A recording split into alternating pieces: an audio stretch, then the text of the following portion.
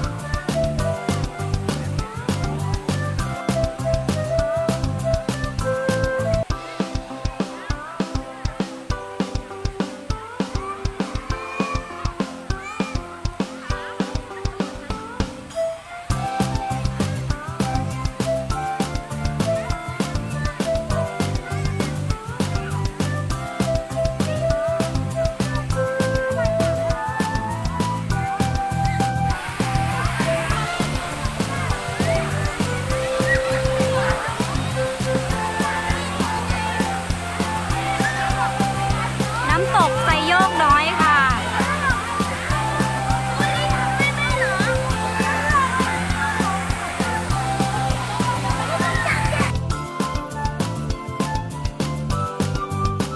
อย่าลืมกดติดตามช่องพี่บีแอนด์มิสเปเชียลอย่าลืมกดไลค์กดแชร์กด Subscribe ค่ะขอบคุณค่ะบ๊ายบายวันนี้เราลาไปก่อนนะคะไว้เจอกันคลิปหน้าค่ะวันนี้สวัสดีค่ะ